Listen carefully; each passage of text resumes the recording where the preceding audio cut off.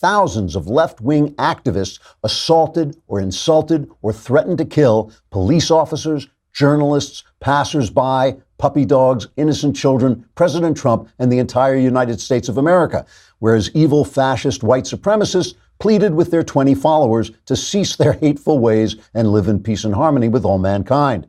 The AAJM said the news coverage tended to slightly favor the peaceful and virtually non-existent white supremacists by showing them to be peaceful and virtually non-existent, while the violent leftist multitudes were shown unfairly as being violent and multitudes. This is in violation of the organization's credo. First, spread no information that makes leftists look bad. Second, lie like a house afire. According to the new guidelines, journalists shall refer to nonviolent fascists as violent fascists, whereas violent leftists shall be referred to as anti-hate groups. Journalists who get knocked to the ground and kicked by peaceful anti-hate groups shall report that journalists were caught up in clashes, whereas journalists who are asked directions by white supremacists shall report they were accosted by violent fascists. Demonstrations in which leftists cause violence and no right-wingers appear whatsoever shall be taken as evidence that we live in a divided country, as opposed to an indication that we live in a great country under attack by violent leftists. And the fact that no one can find enough fascists to play a round of fascist bridge shall be taken to indicate that those who are festering with anti-black hatred are simply too cowardly to actually exist. Using these simple guidelines, the American Association of Journalistic Mendacity says even amateur journalists should be able to become lying dirtbags like the professionals. Trigger warning, I'm Andrew Klavan, and this is The Andrew Klavan Show. I feel hunky-dunky, life is tickety-boo. Birds are winging, also singing hunky-dunky-doo. Ship-shape, tipsy-topsy, the world is zippity-zing. It's a wonderful day, hurrah, hooray! It makes me want to sing. Oh, hurrah, hooray! Oh, hooray, hurrah! All right, my friends, it is mailbag day. It has come. Ah, my God. Oh, yes, that's right. And the reason she's cheering like that is because she knows your problems are minutes away from being solved. You can ask. I got to say, the questions today are hard. They are hard questions. Well, you start to send me, some of the easy ones, like, what day is it? I would love something like just a little break. Also, ExpressVPN. This is such a cool thing. It is a virtual privacy network. You're online, you're looking at stuff. Maybe you're watching the Michael Knowles show and you feel a little bit ashamed. I don't blame you, but you don't have to have people watching what you do. Every time you make an online purchase or simply access your email, you could be putting your private information at risk. With ExpressVPN, it's an easy-to-use app that runs seamlessly in the background of your computer, phone, or tablet. And turning on ExpressVPN protection only takes one click. I put it on. I use it every single day. It just gives me a sense of security. It lets me know that if I should, lapse and listen to Knowles, no one will know. ExpressVPN secures and anonymizes your internet browsing by encrypting your data and hiding your public IP address. Protecting yourself with ExpressVPN costs less than $7 a month. Here's what you do. Protect your online activity today and find out how you can get 3 months free at expressvpn.com/Klavan. That's expressvpn.com/Klavan for 3 months free with a 1-year package. Visit expressvpn.com/Klavan to learn more. And I know what you're thinking. You spelled ExpressVPN, but how do you spell Klavan? It's Klavan. No Really, E's. there is no ease in being Klavan, my friend. It is just a constant slog. All right. My first reaction to this scandal, this Catholic abuse scandal, latest Catholic abuse scandal in Pennsylvania was now I know why Pope Francis is against the death penalty. He can't afford to lose that many priests. This is just if to read the details, and I'm not going to go into the horrific details, although I am going to talk about what those details mean a little bit. This is just an absolutely blistering report by a grand jury. Good job to Joshua Shapiro, a liberal Democrat. I hate to say it, but he did a great job. And the grand jury, you could just tell their hearts were bleeding as they talked about this. This is over 300 priests they found with over 1,000 victims, and those are just just the ones that they really felt they had the goods on. They said there were probably thousands of victims all throughout Pennsylvania, 6 counties, I think it was, all throughout Pennsylvania. It's just stories. The story is basically this, that priests were grooming, raping these children, mostly boys, but some girls as well. And the diocese and the bishops were doing everything, had developed an actual system for how to cover this up. 70 years, a lifetime. This went on. This went on for a lifetime. I will let Shapiro just describe some of the things that they found. The cover-up was sophisticated. And all the while, church leadership kept records of the abuse and the cover-up. These documents from the diocese's own secret archives formed the backbone of this investigation, corroborating accounts of victims and illustrating the organized cover-up by senior church officials that stretched, in some cases, all the way to the Vatican. The term secret archives is not my term. It is how the church officials themselves referred to the troves of documents sitting in filing cabinets just feet from the bishops' desks. So whenever these horrific stories come out, the problem is the question that I ask myself is, how do we speak about this usefully without devolving into virtue signaling outrage? Because people spend time trying to find words to express the evil of it, how horrible it is, and really underlying that is just our desperate desire to communicate to one another that we are not these people, that we are the righteous, and that's why we just want to express the outrage and describe this in the worst terms we can possibly come up with. And of course, there are no terms. There are no words for something like this. And I'm not righteous. That's the other thing. No one is righteous. No, not one. And I'm not righteous. And I'm not trying to signal to you that I am a righteous person. But I think we all know what this is. We all know this is satanic evil. We all know that this is the depths of evil. So I was thinking, like, how do you talk about this in a useful way? And I'm not a Catholic, though I am very friendly with Catholic theology.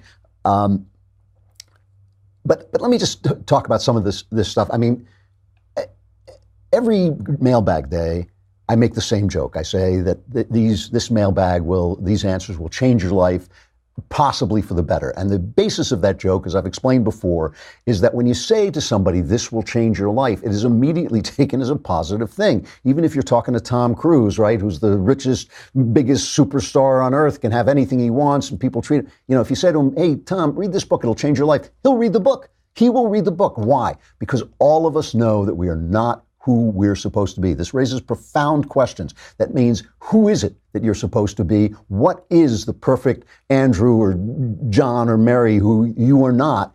And how do you know that person? And how do you know that person is there and that you're supposed to be that? All those things are very profound questions once you start thinking about them. And I believe that, this is why Jesus said, suffer the little children to come unto me, for if such the kingdom of heaven made, not because children are so innocent. We all know children are not innocent. What they are is they are closer to that original person before history destroys them, before abuse or just the vagaries of human life turn them into something else, right? When we look back, we think, oh, I'm doing this, I have this bad habit because of things that happened to me, but this good habit I have, my ability to sing, well, that I was born with. We all know this. We all know that there was something we were made in fashioned to be in the womb that is better than what we are. And every day, I will tell you, I don't like to get too personal about this stuff, but every day I pray that God will bring me closer to that person He made me to be, because that original me that He made, and will get me past it. So this Sunday, I experienced a small miracle. I believe that miracle is the absolute right word for it, but it is a small miracle, right? I was in church. I haven't been to church in a long time. I've talked about the fact that I'm at odds with the Episcopal Church because I believe that their leadership has become a bunch of social justice warrior goombas who are basically have replaced their personal morality. They've replaced the gospel with their personal take on morality. And I don't care what they think. I really don't, what their personal opinions are, but I think the gospel should rule. If you're running a church, I think you should be paying attention to the gospel. But I believe in the liturgy, which is the kind of the way the prayer, the pattern of the prayer, and it's very much in the Episcopal Church, especially the one I go to, is a very Catholic liturgy, and that liturgy carries you through to the Mass, and I believe in taking the Mass, so I went to church. And while I was there, I was actually singing a hymn, which I do incredibly badly, and while I was singing a hymn, I felt an old, from the beginning of my life, an old error of perception of myself literally lifted off me and taken away. And a sudden unity of personhood came to me that I understood. It wasn't just an experience. I understood intellectually what was happening, and I realized that this was Christ answering my prayer. That I pray every day. He answers it in many, many different ways all the time. But listen, I've done a lot of different things to try and put myself together over time, and I've talked to you about the fact that the first part of my life was really unhappy and really twisted, and since then it has been increasing joy, increasing wholeness, and along that journey, I tried psychotherapy, which changed my life. It was great. I tried Zen meditation, absolutely great. I recommend meditation and therapy to anybody who does it well. But nothing has been like the experience of Christ, because it's not healing me psychologically. I no longer need that, thank God. It's not healing my ability to pay attention, which meditation does. It is actually a spiritual healing that seems to like almost eradicate, not entirely, but eradicate many of the effects of the past. And I know you all understand what I'm saying, because I know each and every one of you has problems that come from your past. Each and every one of you has demons and things that adhere to you from history that you don't want. So I felt this thing lifted off, and I realized that this is the presence and the work of Christ in my life. Jesus is the center of my religion, and my relationship with Jesus is the center of my religion. Now, I say this is the Nicene Creed, I believe in one holy Catholic and Apostolic Church. And in the Nicene Creed, that word Catholic means universal. It means there's one church covering us all. But I don't believe that the Roman Catholic Church necessarily is that church. There was a time in the West, especially, of course, there was a time when the Roman Catholic Church was that church. If you were part of Christendom, you were part of the Roman Catholic Church. With the Protestant Reformation, that changed. There was a splintering of churches, and this hostility still goes on. We still have conversations here where the Catholics and the Protestants are fighting with each other. I never care about those conversations. Why? Because I just want to get to Jesus. If you get to Jesus through the Catholic Church, if another person gets to Jesus through the Lutheran Church, great. But I will tell you this.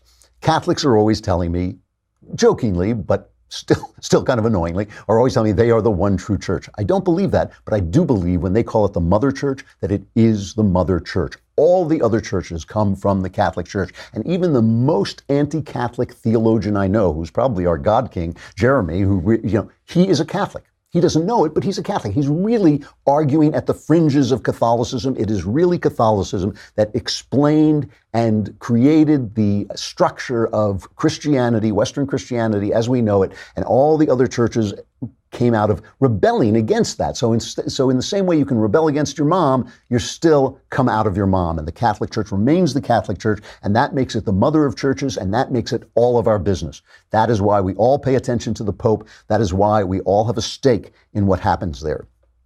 And when you look at what happened in these Pennsylvania things, and again, I'm not going to get into all the incredible detail, but it had the stamp of true satanic evil. And now I studied the Holocaust a long time, just trying to understand it as a Jew, just trying to know what that was about. And there are certain things, certain touch that the devil has that just marks these things. It has to do with wit in a way. It has to do with a kind of evil wit. I always say, I'm somebody who doesn't take a lot of things seriously. I make a lot of jokes about a lot of things.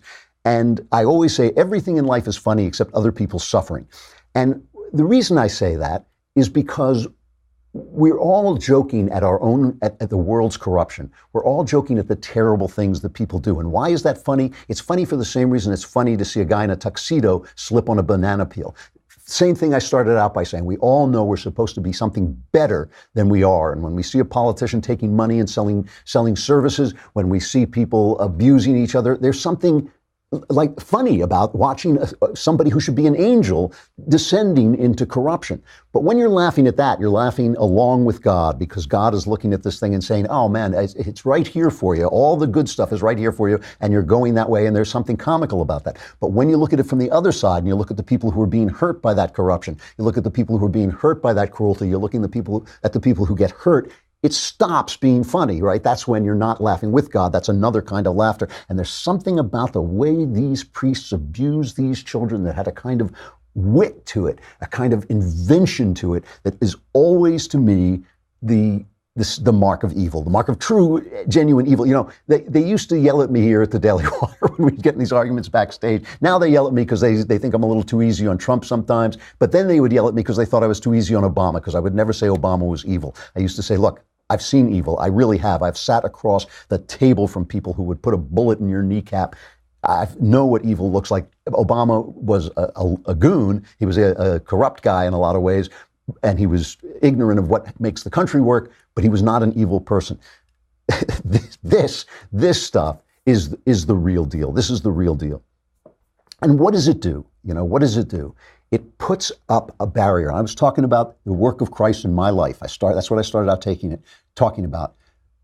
That's what Christ does. That's what Christ does. He does that work in your life. He does that work in your life. He brings you closer to that person you were meant to be that you know you're not. Every word that you say is meant to disguise the fact that you know you're not. You think you're hiding from your brother, your sister, that you're ashamed. You think you're hiding that stuff from everybody, that you don't feel quite right, that you wake up in the middle of the night and think, you know, I'm not who I'm supposed to be. You're not hiding it, because we all feel the same thing. We're all spending a lot of our energy hiding that from one another.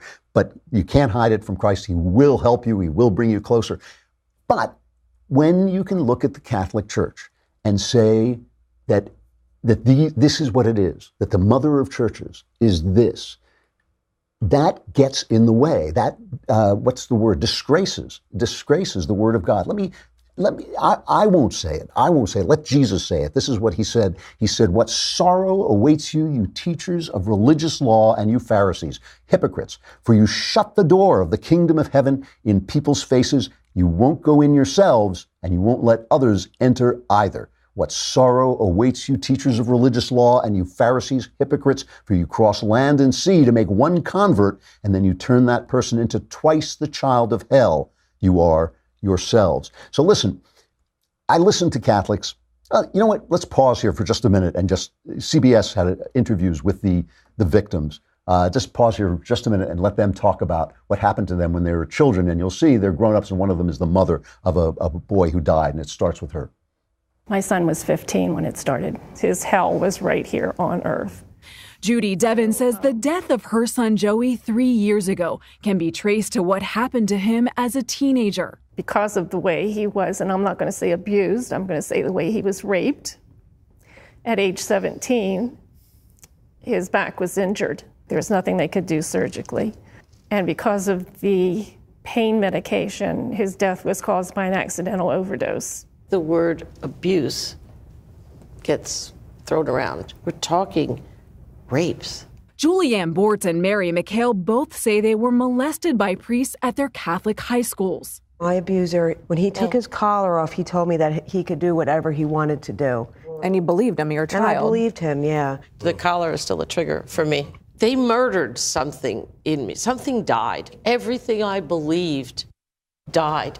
Right. They took away her faith. They did what Jesus said, they closed the door of heaven. And by the way, all these innocent priests, Rod Dreher, who's a good Catholic writer, who's been on the show, he put up a list of tweets from a Father Philip DeVous, I guess it's pronounced D-E-V-O-U-S. He says, "I've given my whole life to serving Christ and his church. Since beginning the seminary in 1994, every year has brought fresh revelations of the darkest corruption, along with criminal moral perversion coupled to unbelievable levels of incompetence. Then I read the papers or catch the evening news, and I see cardinals and bishops that I know for a fact are lying with impunity, deploying weasel words and fake emotions." I mean, that's what I see, too, when I see them coming out and saying this stuff. You know, I hear, the Pope said the latest silly thing that he said that has nothing to do with Catholic law. And I think, why aren't you cleaning this up? So here's the thing, I get into debates with Catholics sometimes, and they're very good at arguing, and they've got 2,000 years of doing it. And I hear them say things like, well, there are more child abusers in the teaching profession, or just as many in the teaching profession as in the Catholic Church, or whatever they say. That doesn't wash. That doesn't wash. If you are stopping people, if you are closing the door to the kingdom of heaven, you are committing a sin against the Spirit that is immense. And if you're the mother of churches, it affects us all. It bleeds down unto us all. So the enemy is not like the editorialist who goes off and, in outrage against the Catholic Church. The enemy is not me when I say these things.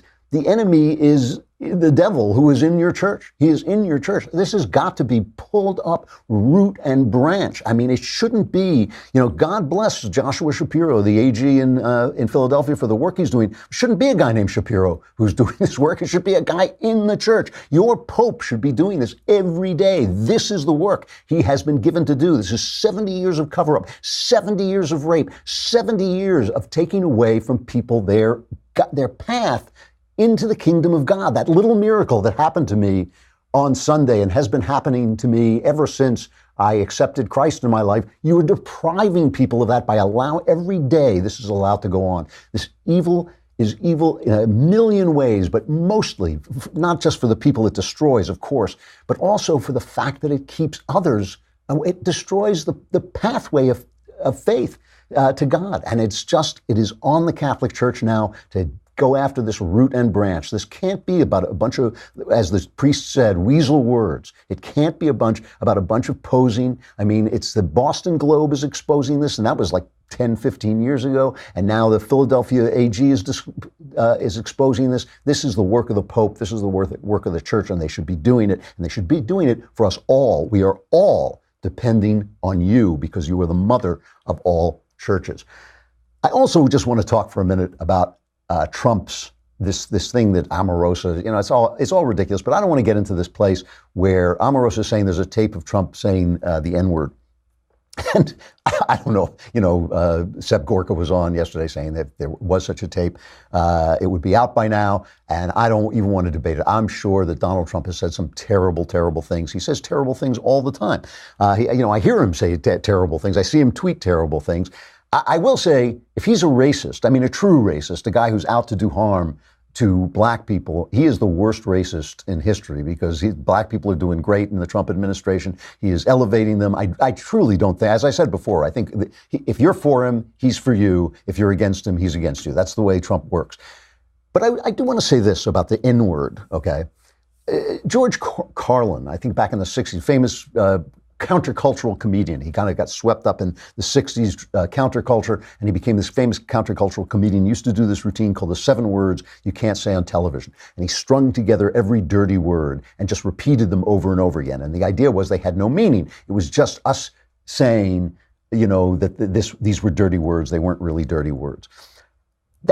It was a really funny and creative routine. It wasn't true. It's not true. If I can say the word oak tree and you can think of an oak tree, I can say the F word and make you think that sex is a degraded, violent, ugly thing that can be used as a way of cursing other people out. Words have meanings and words communicate thoughts and feelings. That to say a word is ugly just because we say it's ugly is ridiculous. It's ugly because that is its meaning in the world. The left has managed to declare that these words that degrade sex, that degrade bodily functions, these words that degrade, human beings are fine. You can say them on TV. Every time I doze off in front of the TV and wake up at 1 o'clock in the morning, there's porn on my television set. I'm like, I went to sleep. I was watching a Fred Astaire movie, and I wake up and I'm watching porn. The left did this, but now they want to tell us, but there's one word. There is one word that is dispositive proof that this word has meaning suddenly. This word has meaning.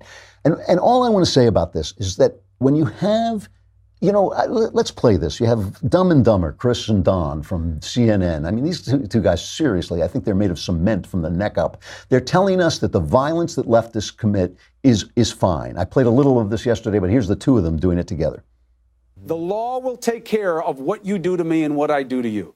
But to make it moral equivalence, When you're coming at me because I'm saying that you don't matter in this world as much as I do, those are not equivalent motivations that lead us into the confrontation. Well, and sometimes you can't fight people by, praising them or being nice to them. You have to fight fire with fire sometimes. Listen, I'm not advocating. You should be your best. Those guys going after cops, going after the media, it's wrong. They did nothing productive. They did nothing to make anything better. Yeah, let me just say this, though. You asked why he doesn't call out. Because the white nationalists are winning right now. In his imagination, they got up 20. They got Unite the Right was 20 people, so that's winning to him.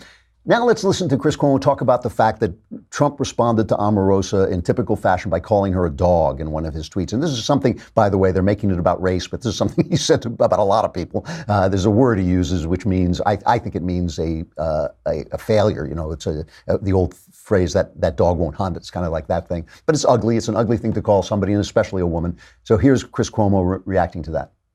All right, welcome back to Prime Time. So if my 12-year-old Mario called someone a dog, he would not say it again in my presence. I guarantee you he would apologize. In fact, if he said most of the things that the president says about people he's threatened by or doesn't like, his cheeks would be glowing. And that's because we teach our kids, we make our kids do right because it shows respect for people, and respect matters. So don't defend President Trump calling Omarosa a dog. Don't defend him calling anyone a dog, period. Stop making it all okay, whatever Trump says. Fighting back is not automatically a virtue. Mama says, if you have nothing nice to say nothing for a reason. Same in your house, right? Discretion can be the better part of valor. Same in your house, right? Why? Because this kind of ugly talk is contagious. It creates a coarseness that leads to unintelligent confrontation. So let's get this straight, okay? If a leftist punches you in the face because he doesn't like your politics, that's not so bad. That's not so bad. But if Donald Trump uses language that Chris Cuomo doesn't like, that is awful. Because from Donald Trump's point of view, he's doing exactly what Don Lemon is talking about, exactly what Chris Cuomo was talking about. He is fighting fire with fire. From his point of view, he's doing the exact same thing. When you tell us that your anti-white racism is not as bad as anti-black racism, when you tell us your violence is not as bad as other people's violence, when you tell us you can call us racist, call us male chauvinist pigs, call us all these names, but when Donald Trump starts calling you names back, we have a problem with civility. You have got a problem with a double standard. I have never said that Donald Trump is my dream president at all. But you have made it so that we either have to accept your double standard and surrender. I mean, there was a poll the other day that showed more Democrats support socialism than capitalism. I mean, that's an ignorance and stupidity beyond imagining. So if you ask me to choose between Donald Trump, who says dreadful things, says things that I like Chris Cuomo, would not accept in my house. If you're asking me to choose between that and slavery, the slavery of socialism, I'm going to choose that. That's the choice you've given me. That is the choice you've given me. Remember, Trump didn't run against Abraham Lincoln. He didn't run against George Washington. He ran against Hillary Clinton, one of the most dishonest, creepy presidential candidates there has ever been. Okay, so remember, we're still living in a binary world. I will not countenance Trump's use of any kind of language like this. I've talked about his rudeness. I've talked about the fact that it repels me, but the choice still remains. The choice still remains between this guy and a bunch of people who are racist. They say it's anti-white racism. That doesn't make it racism. Those words can come out of your mouth. Doesn't make them true. They're not true. If you make me choose between socialism and Trump, I'm going to pick Trump. So that is the real thing we're dealing with. And that's why I don't care about Omarosa. As far as I'm concerned, I want one of those Mission Impossible scenes where Omarosa pulls off her mask and she turns out to be Michael Wolff, and then Michael Wolff pulls off his mask and it turns out to be Dan Rather, because you guys have been doing this character assassination routine for a long, long time. Hey, speaking of Michael Knowles, we weren't speaking of Michael Knowles, but let's speak about Michael Knowles, because he is doing his conversation on Tuesday, August 21st at 5:30 p.m. Eastern, 2:30 p.m. Pacific. Knowles will answer your questions as well as he's capable. Don't hate on him, all right? It will be moderated by our lovely host, Alicia Krause, who has the absolute courage to sit next to this man. She makes it look effortless. The Q&A will stream live on YouTube and Facebook for everyone to watch, but only subscribers can ask Knowles questions over at dailywire.com. I guess you're going to hammer him with the Catholic stuff this week. Yeah, it's going to be tough, but it's going to be worth it because Knowles is good at making his case. All right, we got the mailbag coming up. Come on over to the dailywire.com.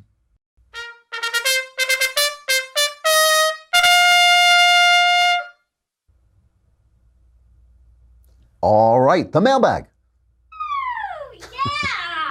Covfefe. All right, from AJ, dear Andrew, Noes, and Klavan, my boyfriend and I have our 3rd-year anniversary in December, and we want to get married. We both have talked about it extensively and have even picked out an engagement ring, talked about our future finances, made money plans for a better financial future, and what we both want out of life. I know he plans to propose, and that my father has given his blessing. However, there's a catch. I'm 22, and he's 23. My father has expressed that I am too young, and my mother, a divorce attorney who divorced my father years ago, has told my family behind my back of our soon-to-be engagement. My family members have already started to ridicule us. They say jokes about how I'll be pregnant quickly, despite the fact we don't want that right away, and now I should get married when I'm 25. I have dealt with the differences between my family for some time, as I am a Christian and my family consists of non-believers and pagans. I feel hurt, but not surprised my family doesn't support our decision, and I disagree with them about marrying young. My friends and his family support us, and I'm grateful for that. We are willing to get married without my family support. However, I've always wanted to be close to my family. How can I tell my family that their lack of support hurts me and that marrying young isn't a bad thing? Also, do you have any marriage advice? Love listening to your show, and thank you so much, AJ. AJ, you don't have a problem. Marry your boyfriend. That is what is in front of you. You have a sorrow in your life. The sorrow is that your family is antithetical to you and to what you believe. Your family, your true family, lies ahead of you, not behind you. The family that you make with your husband is going to be the family for the rest of your life, and you're going to have a sadness in your life that you cannot be as close to your family as you wish you could be. That is just something, you're not going to fix that. That's not going to fix. Your family is on a little train track. They're going to go around in circles. They're not going to change. Nothing you say is going to change them. Nothing is going to transform them into the people you want them to be. Doesn't mean you have to reject them. That it doesn't just you can tell them that they're being hurtful when they say hurtful things, but you cannot spend your life trying to fix them, because that's not what's going to happen. That's just not going to happen. It ain't going to work. Go forward. That's why it says in the Bible, you leave your mother and father and become one flesh with your husband. This is your new family. Go forward and do it. I mean, he sounds like a good guy. It sounds like you've worked things out really well. It sounds like you've thought it through, and that's great. So God bless your marriage, and just understand this is a sadness. You know, we all have sadnesses in our lives. This is going to be one for you. I would say try not to make it a hostile relationship. Try to be polite when you can. If you have to say something, say it politely, but put your concentration on the future, on your husband, on the children you guys are going to have, and you're not too young. That is a very individual thing, whether people are too young or not. It has nothing to do with it. My marriage advice is always the same, and that is be nice, be excellent to one another. It's like, what was it? Bill and Ted's Excellent Adventure. Be excellent to one another. Remember that the little politenesses that we show to people in stores, to waiters and waitresses, to shop clerks, to the person you buy a movie ticket from, those shouldn't stop when you come home. Those should be things that you should remember to do. Remember to thank the people, your husband and your wife, for the things that they do for you. Just those words alone. Remember to tell each other that this is a good thing. And remember, when you disagree, to stick to those adherents. You know, if somebody brought you in a restaurant, if somebody brought you a cold hamburger, you wouldn't start shaking your fist, and I hope you wouldn't start shaking your fist in the waitress's face. You would say, "This is too cold, please take it back." When you disagree politely. It won't kill you. It will not kill you. The advice that you need to fight, that couples need to fight, is bad advice. You don't need to fight. You can discuss things and speak politely and think about the feelings of the other person. That's my advice. Those little things, if you do those every day, you'll be in great shape. From Ben, my parents baptized me in the Catholic Church when I was a baby, but from that point on, I never had any sort of formal religious upbringing. My parents are nominal Christians at best. They baptized me more out of tradition. along the way, he says, I was a devout atheist as early as I can remember, especially in my teenage years. Along the way, that worldview eventually started to break down. I ultimately came to believe in God and gave my life to Christ when I was 19, although I don't consider myself to be a Catholic. My question to you is there a justification to pursue baptism again now at 27, given that I made a conscious decision to become a Christian as an adult and given that I've already been baptized into the faith long ago? You should certainly ask your pastor about this. My answer would be no. You weren't baptized by your parents. You were baptized by God. You were baptized by Christ. That is your baptism. It stays good. The fact that you grew into it is his work as well. And that's something that he did in your life as well. But he doesn't need you to do that again. He did it for you once already. It doesn't matter whether you're a baby. It doesn't matter whether, I know there are Anabaptists who want to do it again. I'm just giving, you asked me, so I'm giving you my point of view. It does not matter what you thought about it at the time. It was valid in Christ's eyes, so you don't have to do it again. But there are ceremonies like confirmation that people, when in this situation, use. You can get confirmed, and that is something that kind of stands in for what satisfies the need that you're feeling. From Audrey, hi Andrew, I love listening to your show and I'd love some of your life-changing advice. I recently got married and my husband and I have decided to wait a few years before we have children. My in-laws are very kind people, but they are both dependent alcoholics. My husband is sadly used to it and has given up on encouraging them to seek help. We plan to raise our children based on Christian values, but I struggle to reconcile the idea of letting my in-laws be a part of their lives. Of course, I want my children to have the joy of being with grandparents, but I don't want those habits to be seen as normal. Is there a compromise here? As they are my in-laws, the situation feels awkward. How should I approach this problem? First of all, obviously never leave them alone with your small children if they are helpless drunks. Better to see them in the morning than in the afternoons. That usually is the way it progresses. You can't save them. Your husband is probably right. They're probably beyond your help and certainly yelling at them. Just don't worry about this. Don't worry that your children are going to be somehow infected with alcoholism. Your children are going to get their values from you. Okay, don't worry that this is like it's a bad influence. The influence that's going to matter is you, and so that you shouldn't think of them as some kind of disease. They have an addiction. You shouldn't think of that as something that's catching. But I wouldn't let drunks take care of my children. Alone. I would be there on hand. But no, you shouldn't deprive your kids of their grandchildren, shouldn't deprive them of the grandparents of the children. Like I said, take precautions if you can to see them early in the day and don't leave your kids alone with them. But don't worry that they're going to infect your kids with alcoholism or something like this. From Jerowin, who I think has written before several times. Dear wise one, what do you think is your biggest blind spot? Something you may be wrong about or an issue you feel most on the fence about? Probably has to do with sex. I grew up in, it's a good question. I think I got a million blind spots, so I'm just picking one. But I think I grew up in the 60s, so sex became sort of free and easy. That worked out well for me as a elite, as somebody who was educated, somebody who used birth control, luckily didn't get anybody pregnant, luckily didn't get any diseases, was cautious and all that stuff. So it worked out well for me, but I'm not sure it was good for me. I don't think it was good for me. And I don't know, I think everybody's so different. I wouldn't change my life. I wouldn't even change a lot of the mistakes in my life if they didn't hurt other people.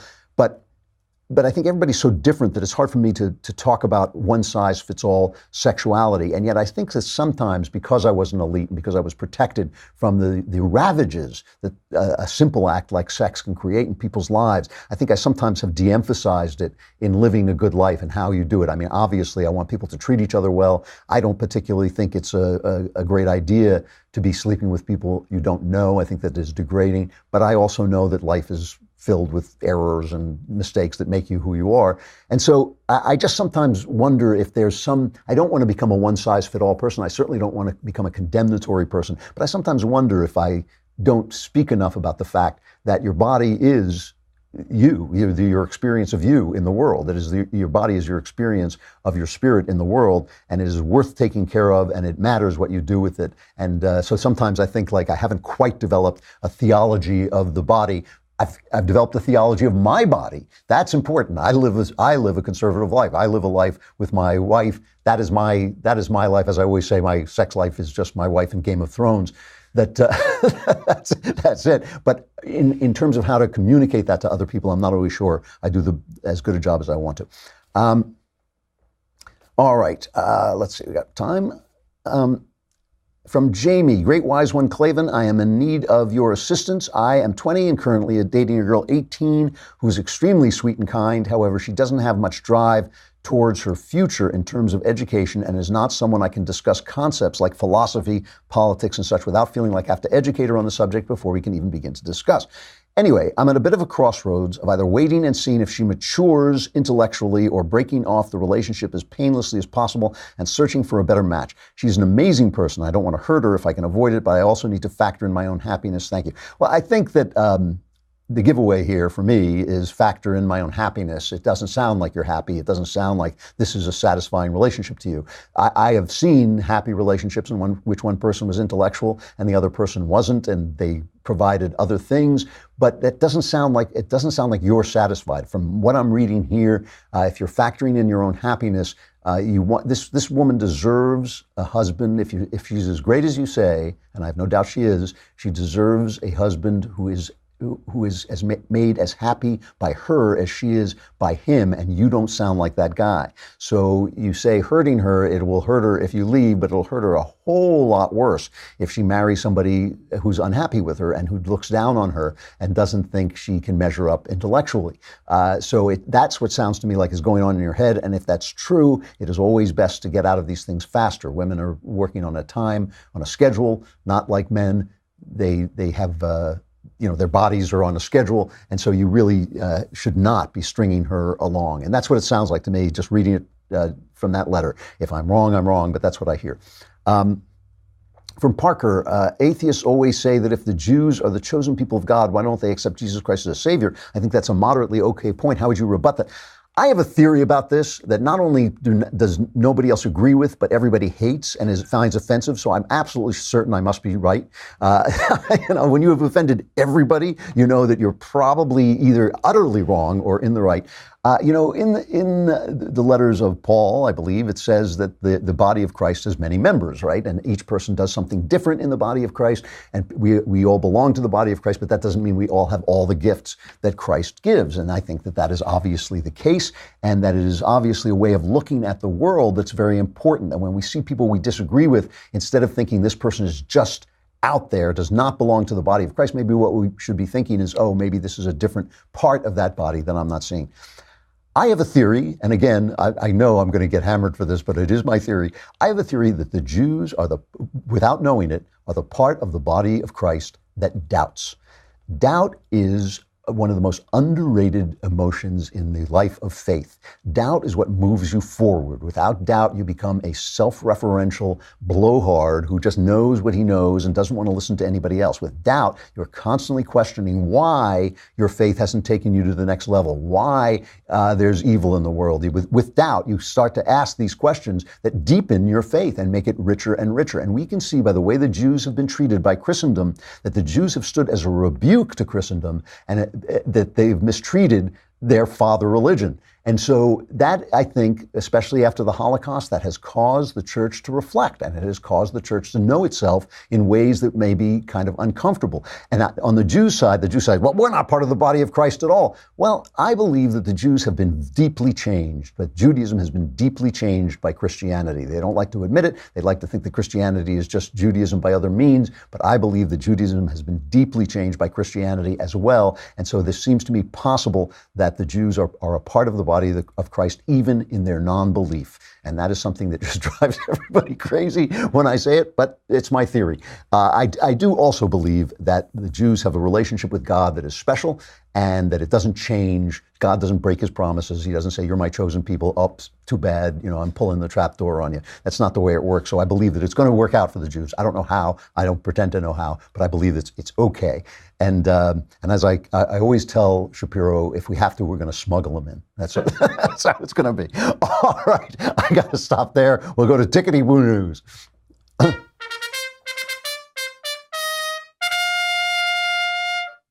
So this is one of my favorite things about the Trump administration, and I know it's boring, but I just have to bring it up really quickly. The federal agencies, I'm reading from the Examiner, I think. Federal agencies led by Labor and Health and Human Services are cutting Obama-era regulations and saving money faster than demanded by President Trump, according to a new report. As a result, the administration is expected to easily meet the president's order to cut at least 2 old regulations for every new one issued and cut the costs of regulations. With less than 2 months remaining in fiscal year 2018, the Trump administration is well on its way to surpassing its regulatory budget goals. Collectively, executive agencies subject to a regulatory budget remain on pace to double the administration's overall savings goal. You have to understand, these bureaucrats go to work every day without Trump's rule, and they just make regulations, and every regulation costs money. Every single one costs money. What I would love to see, if Trump gets reelected and he has the Congress with him, I would love to see him start to dismantle some of these regulatory agencies, bring them down. I mean, as far as I'm concerned, the EPA should be one guy with like a little test tube who goes around from state to state, making sure the air and the water is good. And then if it's not, saying, fix this, or they'll be held to pay. That's all we need. We do not need them telling us how many miles our car should get. We don't need them virtual signaling in ways like the Obama administration rules were just there to help the people, the unions who voted for them. They didn't do anything to improve our air and water. And I think that they can all be dialed back. This new guy who is in the administration, Ryan Zink, he's now the Interior Secretary, Ryan Zink. The green industrial complex, as it's called, is now the environmental movement is now this gigantic machine for destroying anybody who gets in its way, right? They got rid of Scott Pruitt, and he made mistakes, but this guy at Interior Secretary Ryan Zink, they're coming after him now, but he is one of these guys who just toes the line, and I don't think they're going to get him, and I think that's really, really important. This is incredibly good news, cutting back these regulations. There should be regulations, but our lives should not be run by bureaucrats. They should be run by the people that we elect to run them. Our country should be run by the people we elect to run them, not by these unelected bureaucrats. One of the things I'm really hoping, if Kavanaugh gets confirmed for the Supreme Court, is he knows this, that they will start to dial back the respect that is paid to these bureaucracies. They should not be the people running the country. Trump has been great in dialing them back, but he's got to start to get rid of the agencies themselves and start to pass laws that bring the responsibility directly to Congress. We don't have time to talk about this today, but Congress is letting this country down. It's letting this country down by not compromising, by not making law, by not doing its job as legislators. They should be doing that. In order to do that, we need to disempower the regulatory agencies. Trump is taking great strides in doing that. Good on Trump. Good for him. That's it. Tomorrow, last day of the week for the Klavan week, and then into the Klavanless weekend. So you want to suck all the Klavan-y goodness you can out of tomorrow's show. I'm Andrew Klavan. This is the Andrew Klavan Show. Be there.